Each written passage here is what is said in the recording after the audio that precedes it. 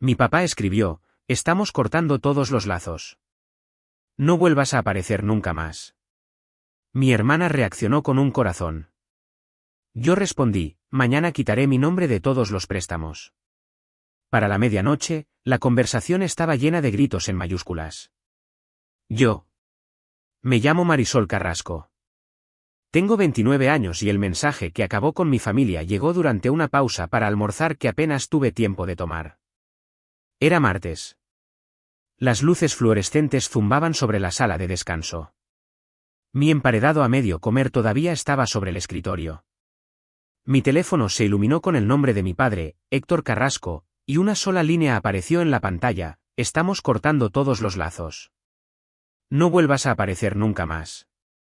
Sin explicaciones, sin advertencias, solo eso. 5 minutos después, mi hermana mayor, Valeria, reaccionó con un corazón. Un corazón. Recuerdo mirar fijamente el mensaje, el sabor a plástico del café volviéndose amargo en mi lengua. Ni siquiera sentí ira, solo esa clase de entumecimiento que llega cuando has visto un accidente de coche antes de que ocurra. Así que respondí con la poca energía que me quedaba: mañana quitaré mi nombre de todos los préstamos. Eso fue todo.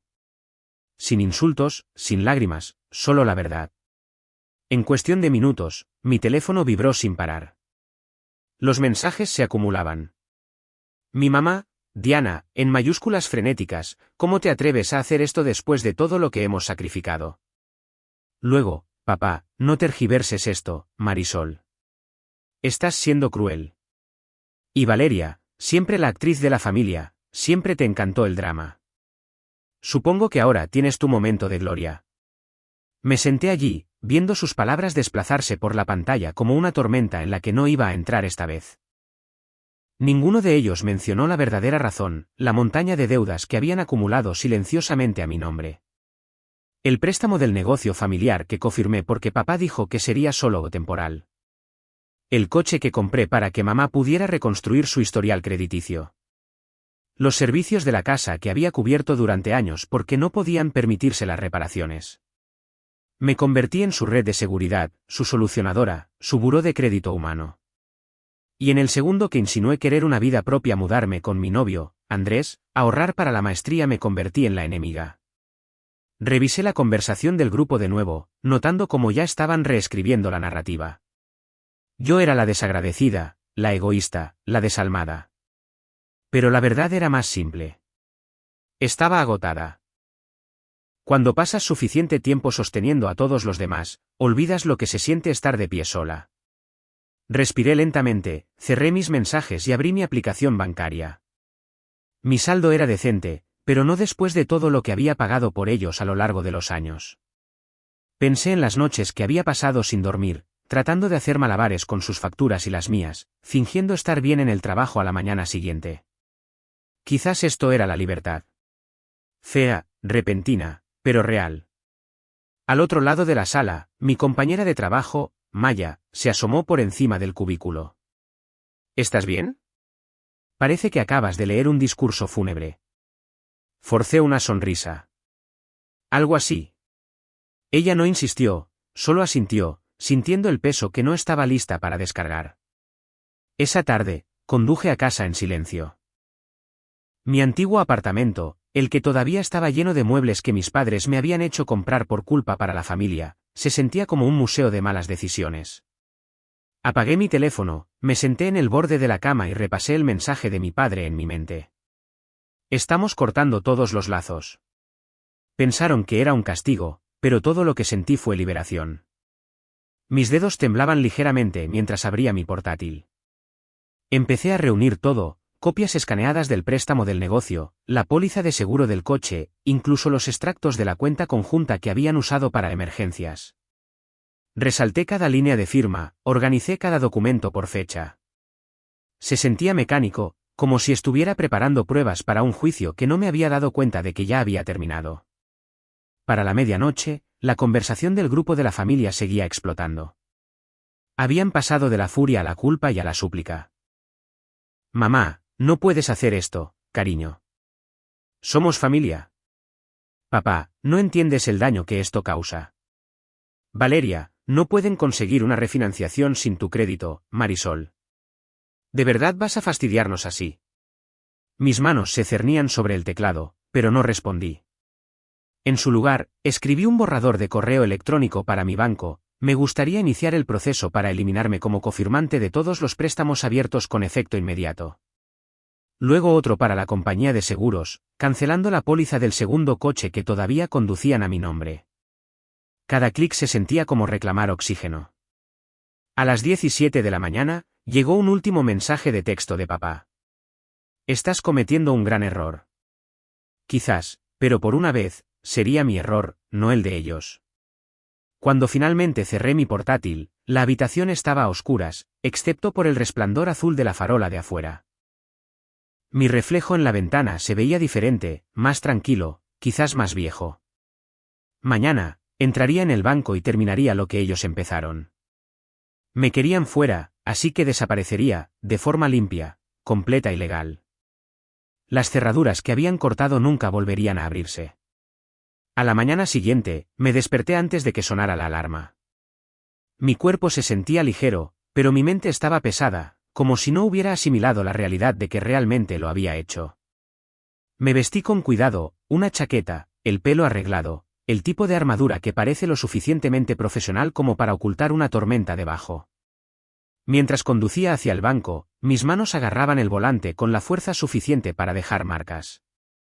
Dentro, el ejecutivo de crédito parpadeó cuando deslicé la carpeta sobre su escritorio, cuidadosamente organizada, con pestañas de colores, cada firma resaltada.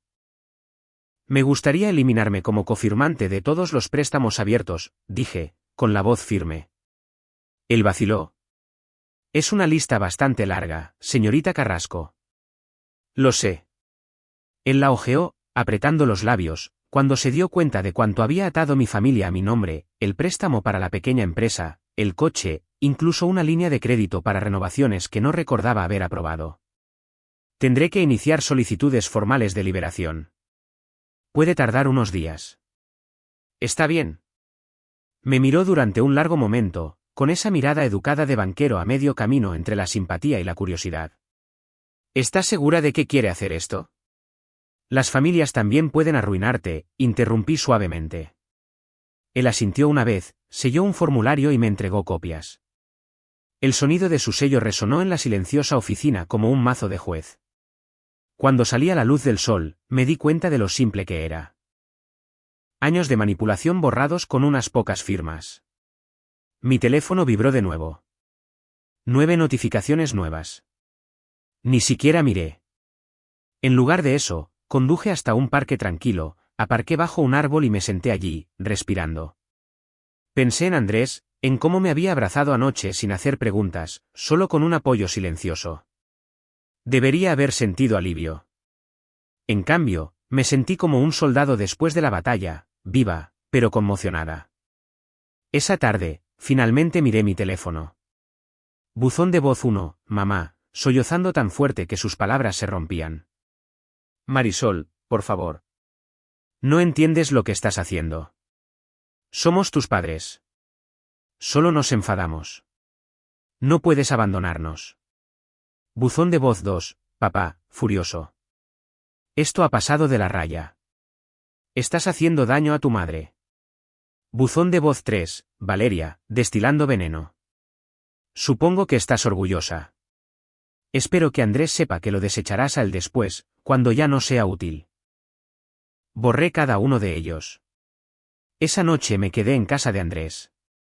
Él vivía en las afueras de la ciudad, en un tranquilo complejo de apartamentos rodeado de árboles. Hicimos pasta, bebimos vino tinto barato y vimos una película que apenas recuerdo. En un momento, él pausó la pantalla. Estás pensando demasiado. Sonreí débilmente. Es la costumbre. Él acarició mi mano. No tienes que explicar nada. Solo respira, ¿de acuerdo? Y por primera vez en semanas, lo hice. 2 días después, estaba en el trabajo cuando la recepcionista me envió un mensaje. Hay alguien aquí preguntando por ti. Una mujer de mediana edad, buen abrigo, no quiere dar su nombre. Se me encogió el estómago. Ya lo sabía. Cuando llegué a la entrada, mamá estaba sentada en el vestíbulo, con las manos pulcramente cruzadas como si estuviera esperando una entrevista de trabajo. Marisol, dijo, levantándose demasiado rápido. Cariño, tenemos que hablar. Estoy en el trabajo. Seré rápida. Forzó una sonrisa. Tu padre y yo, reaccionamos de forma exagerada. Las familias discuten.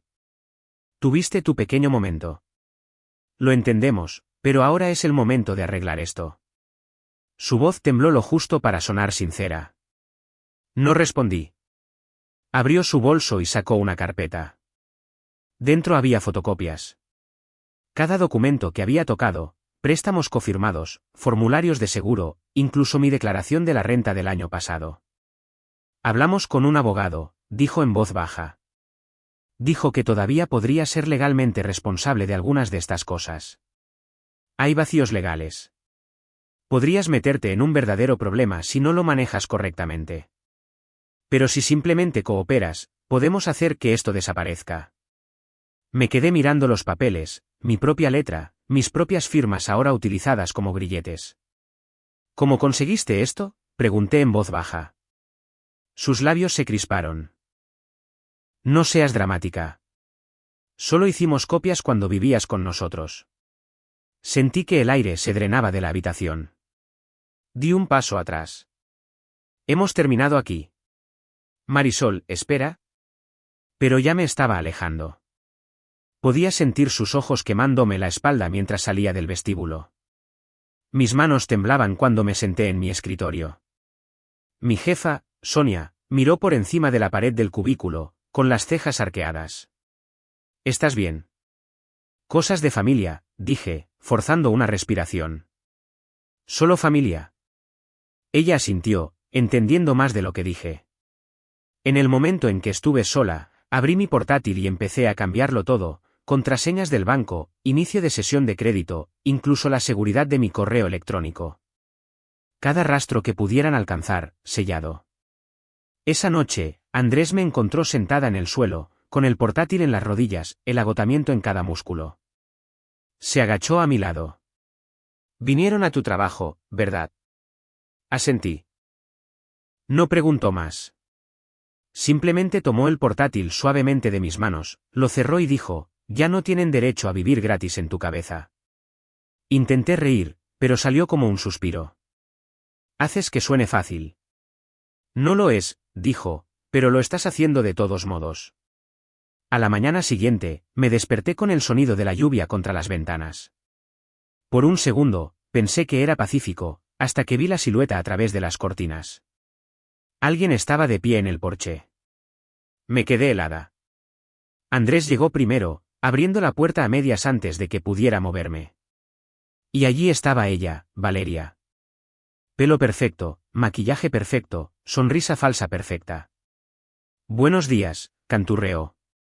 ¿Puedo hablar con mi hermana a solas? No, dije desde detrás de Andrés.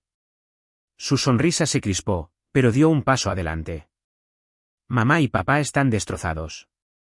Los cobradores están llamando. Las tarjetas de la empresa están congeladas. Ni siquiera podemos comprar comida porque cerraste la cuenta conjunta. Ya has dejado claro tu punto. Ahora para. Me crucé de brazos. ¿Me encontraste? ¿Cómo?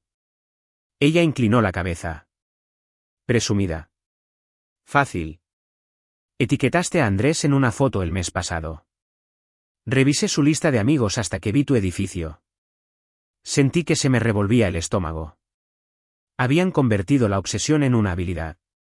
Valeria, dije lentamente, tienes que irte. Ella soltó una risita. ¿Crees que él se quedará cuando vea el desastre que dejaste atrás? Eso fue todo. Fuera de mi porche, dije. Ella parpadeó como si no esperara desafío. Luego intentó de nuevo, con la voz melosa. Un préstamo puente, Marisol. Solo este mes. Y estaremos en paz. Adiós, Valeria. Cuando cerré la puerta, sentí como si cerrara un capítulo. Por dentro, mi pulso estaba acelerado, pero mi voz estaba tranquila. Me volví hacia Andrés. No van a parar. Entonces haz que les sea imposible empezar de nuevo, dijo él. Me senté con mi portátil y empecé a cortar todos los lazos que quedaban. La línea de crédito conjunta, cerrada. El perfil de negocio compartido, congelado. El pequeño préstamo personal que les había hecho, perdonado solo para que nunca pudieran usarlo como una razón para contactarme de nuevo. Cuando terminé, no quedaba nada que nos conectara. Sin poder, sin ganchos. Esa noche, le conté todo a Andrés, cada manipulación, cada chantaje emocional, cada vez que me habían dicho que era egoísta por querer paz. Él escuchó en silencio y luego dijo, «Estoy orgulloso de ti». «¿Orgulloso?», pregunté, riendo a medias entre lágrimas. «Sí», dijo. «No por lo que cortaste, sino por lo que elegiste, a ti misma». Y por primera vez, me di cuenta de que tenía razón. Porque quizás liberarse no se trataba de ira, se trataba de supervivencia. Pasaron 3 días desde la visita de Valeria.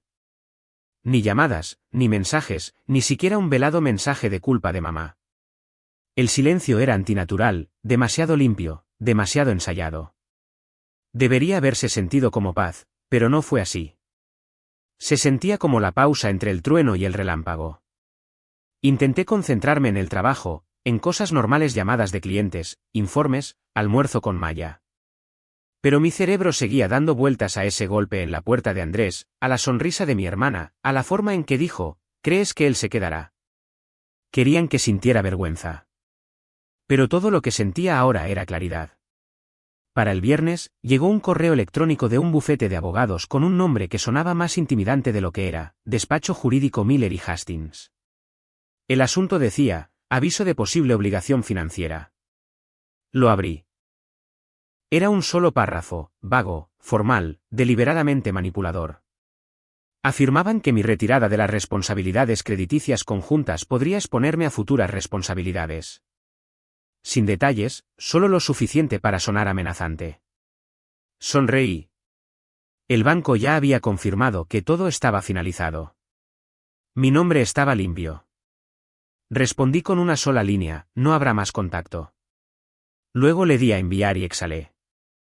Esa noche, Andrés llegó a casa con comida para llevar y una botella de vino. Por el fin del acoso, dijo, levantando una copa. Choqué la mía contra la suya. Por el silencio. Pero el silencio es engañoso. Porque cuando personas como mis padres pierden el control, no desaparecen. Simplemente encuentran nuevas voces.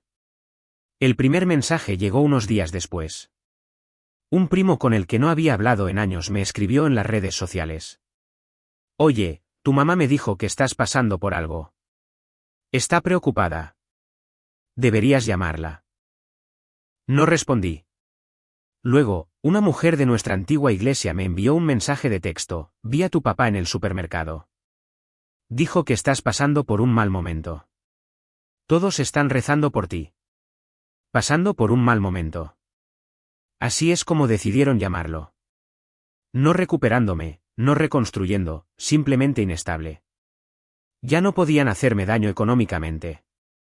Así que eligieron la reputación. Borré cada mensaje y bloqueé cada número. Pero algo inesperado sucedió a medida que el silencio se hacía más fuerte. Empecé a dormir. De verdad, a dormir. Sin llamadas a medianoche, sin culpa, sin incendios financieros que apagar. Por primera vez en años, mi quincena duró todo el mes. Andrés y yo estábamos sentados una noche en el sofá compartiendo una pizza cuando me sorprendí riendo. Una risa real, profunda. Él sonrió. ¿Qué? No recuerdo la última vez que no me sentí ansiosa por la próxima factura, dije. Él se reclinó. Eso es porque no es tu trabajo cargar con el caos de otras personas. Una semana después, estaba navegando por Inmuebles 24 durante mi pausa para almorzar, sin buscar nada, solo por curiosidad, cuando lo vi. Su casa. La casa de la familia Carrasco, en venta. Remate bancario, decía el anuncio. Un escalofrío me recorrió. Hice clic en las fotos. Habitaciones medio vacías, pintura descascarada. La isla de la cocina que había ayudado a pagar, ahora astillada y sin brillo. Por un segundo, la culpa me punzó. Ese viejo reflejo. Pero luego recordé cada vez que papá decía, solo necesitamos unos meses. Cada vez que mamá decía, qué suerte tienes de tener un trabajo estable, cariño. Construyeron su comodidad sobre mi crédito. Y cuando me aparté, todo se derrumbó. Esa noche, llegó un correo electrónico de mamá. Asunto, por favor, lee, Marisol. Dudé antes de abrirlo. Te extrañamos. Nunca pensamos que abandonarías a la familia. La salud de tu padre no es buena. Estamos atrasados en los pagos. Solo necesitamos un poco de ayuda para recuperarnos. Por favor, cariño, una oportunidad más. La manipulación era casi poética, la mezcla perfecta de culpa, amor y desesperación financiera. Me quedé mirando el cursor parpadeante, tentada de explicar, de razonar. Luego pensé en todas las veces que había razonado antes, y cómo cada explicación se convertía en munición en mi contra. En su lugar, abrí otra pestaña. Un refugio para mujeres al que había donado una vez tenía una campaña en marcha, ayudando a las familias a escapar del abuso financiero. Envié dinero que, por una vez, realmente ayudaría a alguien a escapar, no a mantenerlo atrapado. Luego borré el correo electrónico. Unos días después, pasé en coche por su casa. Las cortinas habían desaparecido. El jardín delantero estaba descuidado. Un letrero de "Se vende" descolorido se inclinaba torcido junto a la entrada.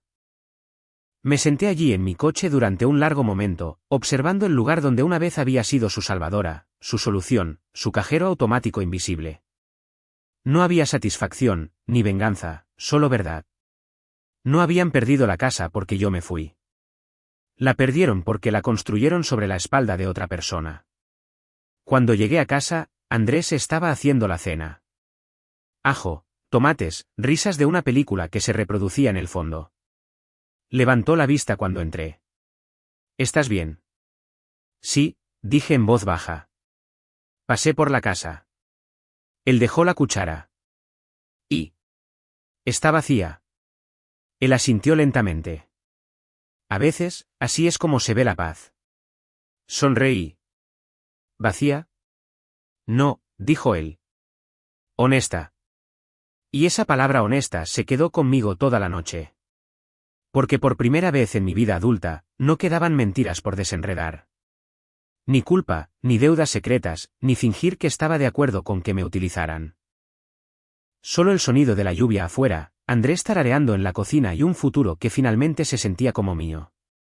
Habían pasado 2 meses desde que la casa se puso en venta. 2 meses desde el último correo electrónico de mi madre y 2 meses desde que finalmente dejé de despertarme con esa punzada de pavor, esperando una nueva crisis. La paz se sentía extraña. A veces me sorprendía escuchando mi teléfono, esperando el familiar timbre de la culpa. Y cuando no llegaba, me daba cuenta de que estaba conteniendo la respiración por fantasmas. Andrés y yo nos mudamos a un apartamento más luminoso. Grandes ventanas, un balcón con vistas a la ciudad y una pequeña cocina que siempre olía a café y canela. No era lujoso, pero era nuestro. Dividíamos el alquiler, compartíamos las tareas y teníamos el tipo de tardes tranquilas que nunca supe que eran posibles. Sin discusiones a gritos, sin chantajes emocionales, sin nadie vigilando mis gastos o cuestionando mis decisiones. Así era como se veía una verdadera relación de pareja.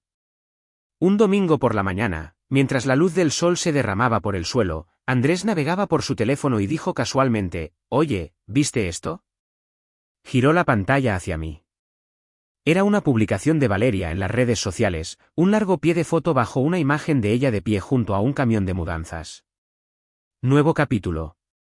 Los meses más difíciles de nuestras vidas, pero somos fuertes. Algunas personas nos dieron la espalda cuando más las necesitábamos. Dios lo ve todo. Sin nombres, pero no era necesario. Sentí esa vieja y familiar quemazón en mi pecho. No era ira, no era culpa, sino el dolor del reconocimiento. No habían aprendido nada. Bloquéala, dijo Andrés simplemente. Ya lo hice, murmuré, mirando la foto. La verdad es que no me importaba la publicación. Lo que me afectó fue darme cuenta de que seguían inventando historias. Ya no para mí, sino para todos los demás. No podían controlarme, así que me reescribirían.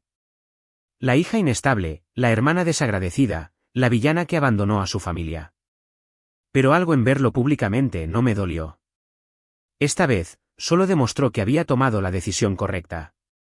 Apagué el teléfono, me levanté y abrí la puerta del balcón. El aire de la ciudad entró, fresco y claro. Había escapado de su tormenta. Pero la tormenta aún no había terminado conmigo. Esa tarde, acabábamos de terminar de cenar cuando llamaron a la puerta. Andrés y yo intercambiamos una mirada, esa mirada silenciosa y cautelosa que habíamos desarrollado cada vez que sucedían cosas inesperadas. Él abrió la puerta lentamente. Mamá y papá estaban allí. Ambos parecían mayores, más delgados, desgastados de una manera que ni siquiera la culpa podía disimular. El pelo de papá estaba más canoso. El abrigo de mamá le quedaba holgado. Entre ellos, sostenían una caja de cartón. Marisol, susurró mamá, con los ojos vidriosos. Estábamos por el vecindario. Queríamos verte. Me quedé quieta. No estaban en este vecindario por accidente. Ella hizo una mueca ante mi tono, pero continuó. Trajimos algunas cosas. Fotos, tarjetas, viejos recuerdos.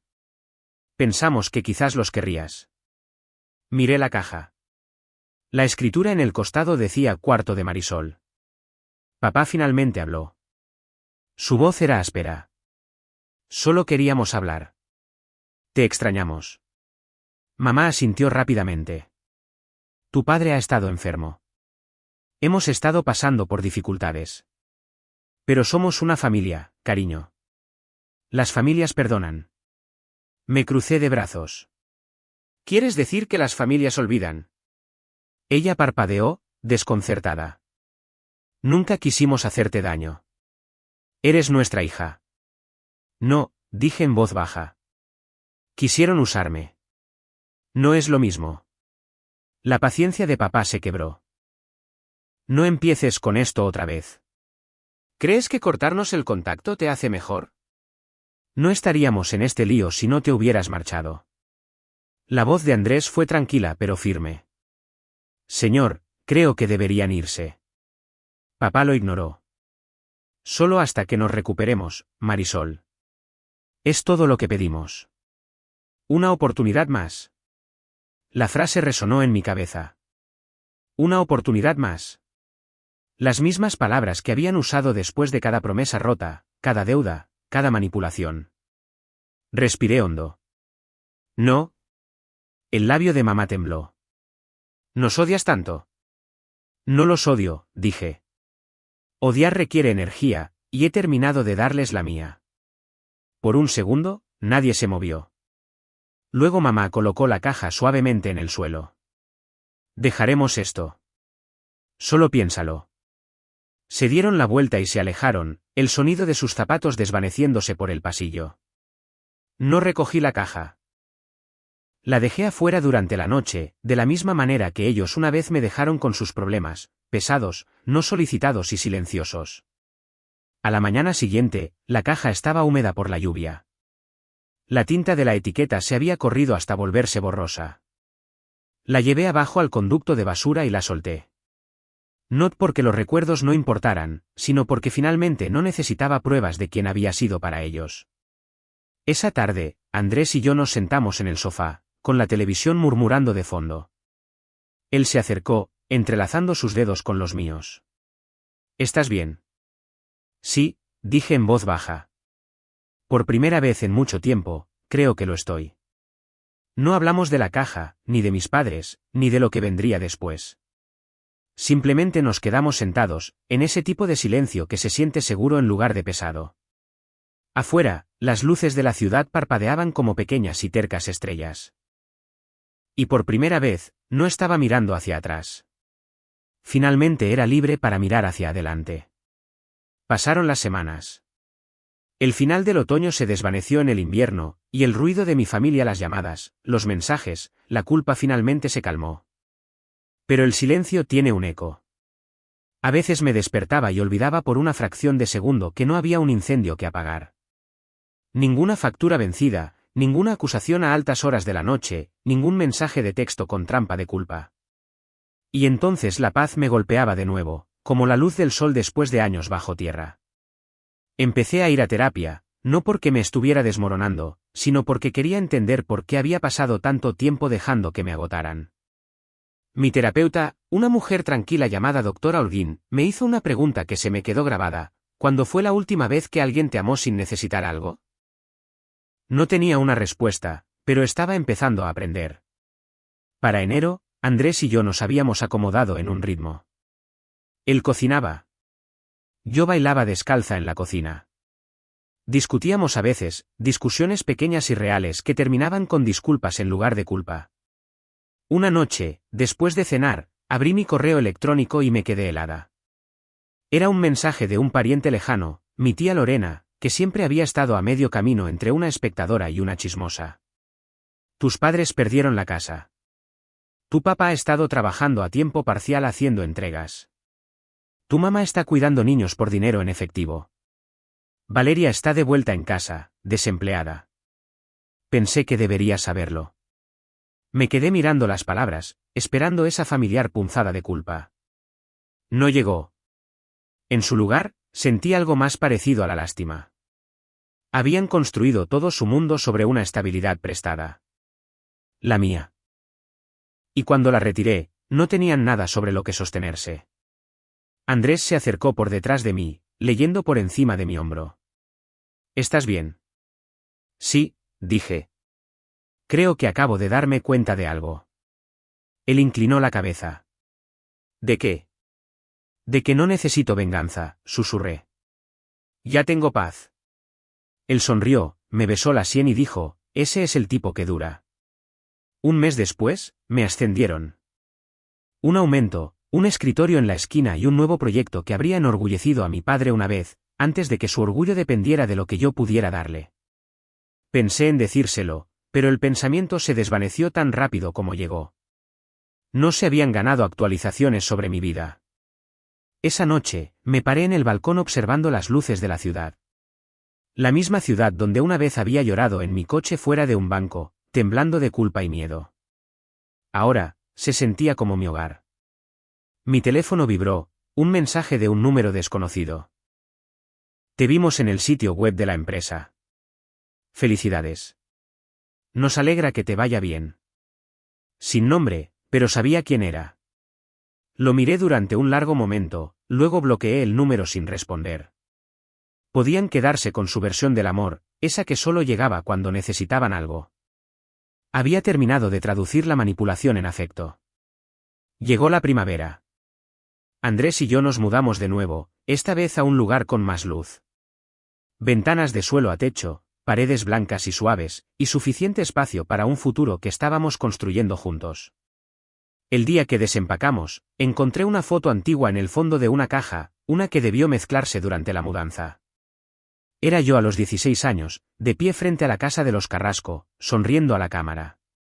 Papá había escrito en la parte de atrás: nuestro pegamento. Nos mantienes unidos. Me quedé mirando esa palabra, pegamento.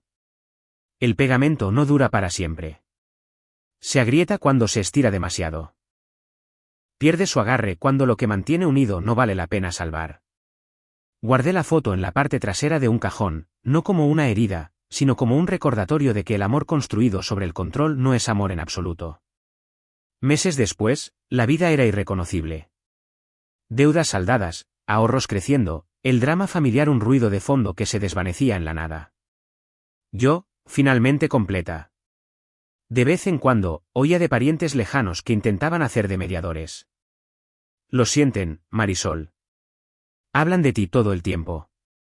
Solo quieren una oportunidad para explicar. Pero la verdad era que ya lo habían explicado todo en cada préstamo, cada chantaje emocional, cada vez que me hicieron sentir pequeña por decir que no, y yo ya había respondido. No más contacto, no más sacrificio, no más fingir que les debía pedazos de mí misma para demostrar que los amaba. En mi 30º cumpleaños, Andrés me sorprendió con una cena en el balcón. Velas, música suave, el horizonte de la ciudad brillando detrás de nosotros. Mientras comíamos, extendió la mano sobre la mesa.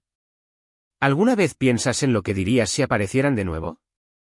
Sonreí débilmente. Sí. ¿Qué les dirías? Pensé por un momento, mirando la ciudad que había sido testigo tanto de mi ruptura como de mi renacimiento. Les daría las gracias, dije finalmente, por enseñarme lo que no debo aceptar, por obligarme a construir una vida que es mía. Él apretó mi mano. Eres realmente inquebrantable, ¿sabes? Me reí. No, solo que no me rompo por las personas equivocadas. Y mientras la noche se asentaba a nuestro alrededor, el zumbido de los coches abajo, el parpadeo de la luz de las velas reflejándose en sus ojos, me di cuenta de que ese era el verdadero final. No la venganza, no la victoria, solo la libertad. La clase que no necesita ser ruidosa. La clase que permanece. Porque una vez me llamaron su pegamento. Nunca se dieron cuenta de que el pegamento se rompe cuando se estira demasiado. Y a veces, cuando se rompe, te libera. Gracias por ver este vídeo. No olvides darle me gusta y suscribirte al canal de Secretos Revelados para no perderte las últimas historias emocionantes.